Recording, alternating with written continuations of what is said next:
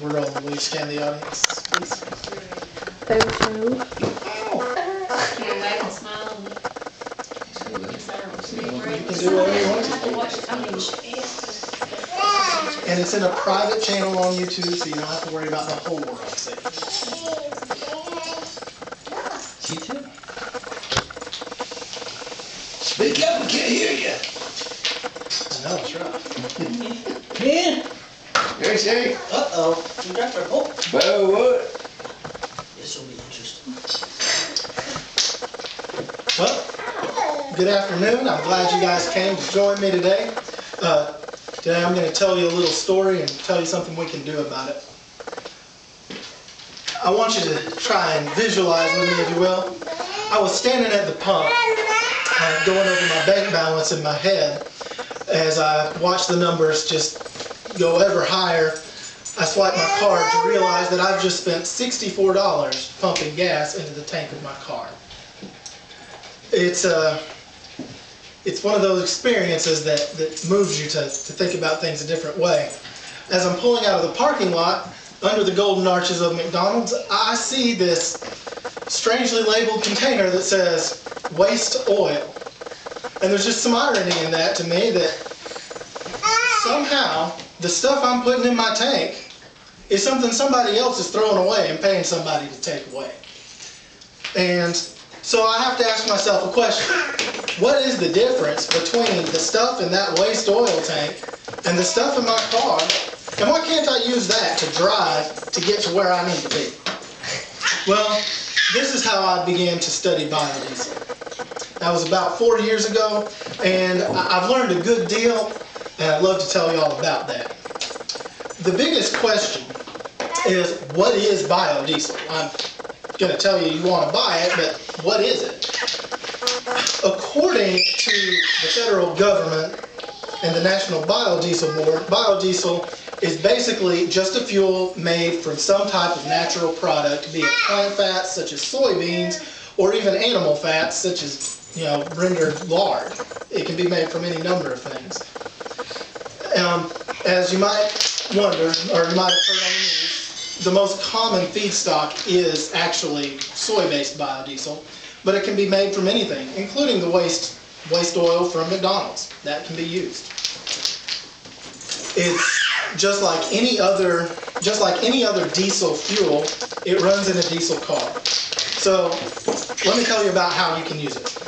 As I just mentioned, the first thing you've got to do is own a diesel car. Now, you're not going to be able to run it in anything with a gasoline engine. It just won't work. But that's really the main requirement.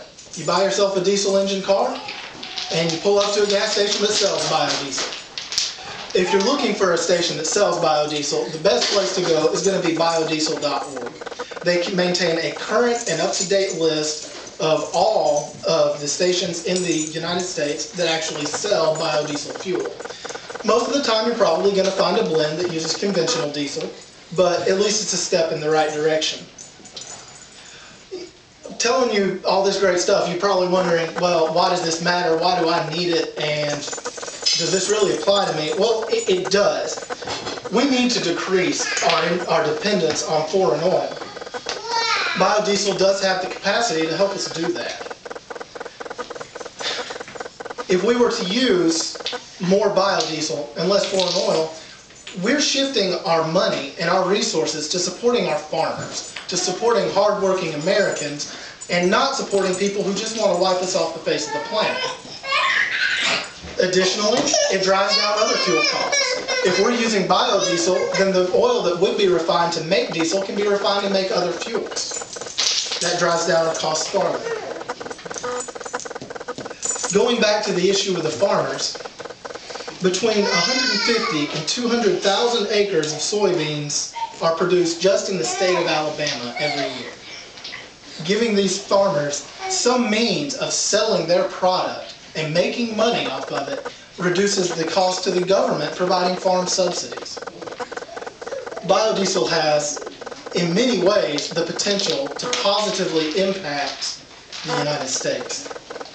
Now, everybody knows we've all fallen victim to panic at the pump. And with gas prices having come back down dramatically lately, it's not really in the forefront of our minds as it was during the summer when we were paying $4 a gallon. But just as quickly as it's come down, it can go back up, and we're all aware of that.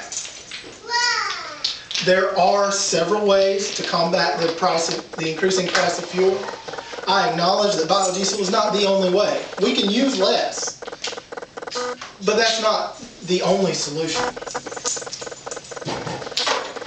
Biodiesel is one available option. It's an option that will help us to reduce our dependence on foreign oil, save some gas, and just live in a better nation. And I will also acknowledge this. We may never, ever be completely free of our dependence on foreign oil. It's just a fact. But, you know, now we have options. We know what biodiesel is. We know how we can use it. And we know why we need it. And perhaps that means we're on the right track. So what I'd like all of you to do, the next time you're shopping for a car, at least go ahead and give a diesel a look. See if it's something you'd consider, and you might just find yourself a way to help America. Thank you for your time.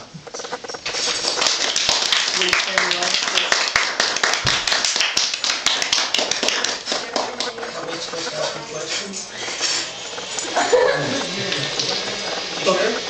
Would you like to ask me a question, Jimmy? Sure. Under America's 276 million acres of farmland, that would only produce enough biodiesel to accommodate for 27% of the U.S. fuel economy. That is actually true, and that was part of the point. You're not going to replace every single drop of fuel with biodiesel, but you might be able to reduce your expenditures on foreign oil. You're making a premise that we need to use,